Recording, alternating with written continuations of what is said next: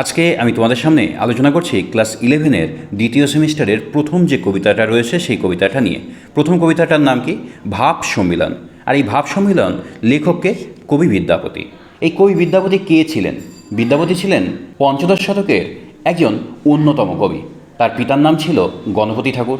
বিদ্যাপতির জন্ম আর মৃত্যু সাল নিয়ে কিন্তু মতভেদ রয়েছে। মনে করা হয় যে তিনি আনুমানিক 1374 খ্রিস্টাব্দে জন্মগ্রহণ করেন এবং আনুমানিক 1460 খ্রিস্টাব্দে তিনি মৃত্যুবরণ করেন। এখন প্রশ্ন হলো যে কোথায় তিনি জন্মগ্রহণ করেছিলেন?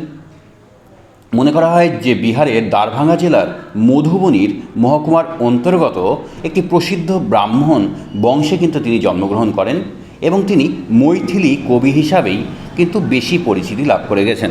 বিদ্যাপতির প্রধান পরিচয় কিন্তু রাধাকৃষ্ণের পদাবলী। কেন?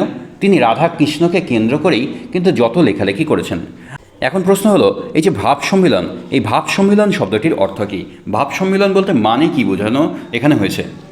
ভগবান শ্রীকৃষ্ণ যখন বৃন্দাবন পরিত্যাগ করে মথুরা যখন চলে যাচ্ছে, তখন রাধা কি করছে? হা কৃষ্ণ করে যখন বেদনায় আর যন্ত্রণায় দগ্ধ হচ্ছেন এবং বিচ্ছেদের বন্যায় ভেসে গিয়েও রাধা তার অসীম শক্তিতে রাধাকৃষ্ণের যে মিলন রচিত হয়, তাই হলো এই ভাব সম্মিলন।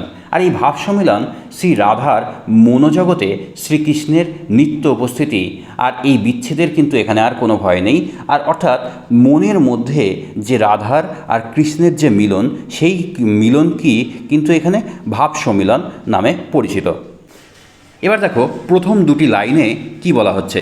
কি কহবরে সখী আনন্দ ওর, চিরদিনে মাধব মন্দিরে মোর। কি কহব মানে বলবো, সখী অর্থাৎ বান্ধবীকে, আনন্দ ওর, চিরদিনে চিরকাল, মাধব মন্দিরে মোর। মন্দির, এখানে মন্দির শব্দের অর্থে কিন্তু এখানে গৃহ করা হয়েছে। আচ্ছা, অর্থাৎ কি বলা হচ্ছে যে হে সখী, আমার সীমাহীন আনন্দের কথা তোমায় আর কি বলবো, চিরকাল মাধব অর্থাৎ শ্রীকৃষ্ণ আমার মন্দিরে, হৃদয় মন্দিরে অবস্থান করে আছে। পাপ সুধাকর অর্থাৎ কি? পাপ সুধাকর বলতে কিন্তু বলা হচ্ছে চাঁদের যে আলো, সেই চাঁদের আলোকেই কিন্তু এখানে পাপ সুধাকর বলে উল্লেখ করা হচ্ছে।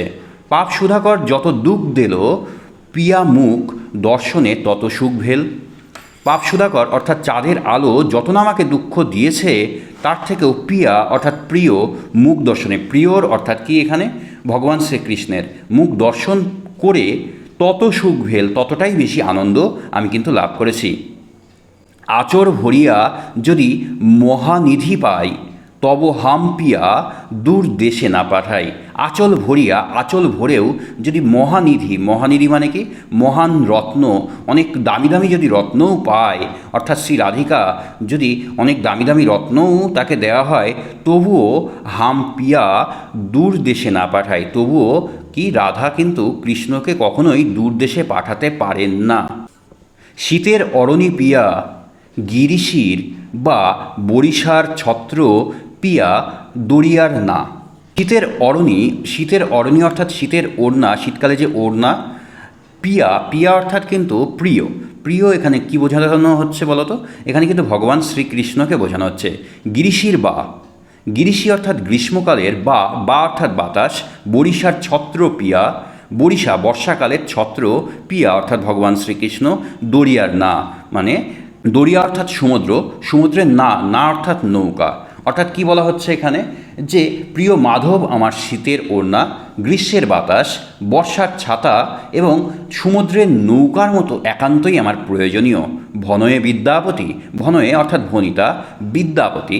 আসলে কি পঞ্চদশ শতকে যে লেখকরা কবিতার শেষে কিন্তু নিজের নাম ব্যবহার করত, আর এই কবিতার শেষে নিজের নাম, পিতার নাম, এই জিনিসগুলো ব্যবহার করাকেই কিন্তু ভনিতা বলা হয়। এখানে ভনয় মানে কিন্তু ভনিতা।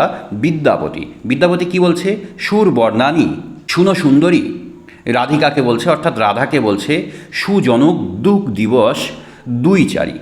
যে সৌভাগ্যবতী হয় তার দুঃখ চিরকালের হয় না, স্বল্পকালের হয় বা 2-4 দিনের জন্য হয়। কবিতাটি যদি তোমাদের ভালো লাগে তাহলে অবশ্যই লাইক, শেয়ার এবং সাবস্ক্রাইব করো। তোমাদের অসংখ্য ধন্যবাদ।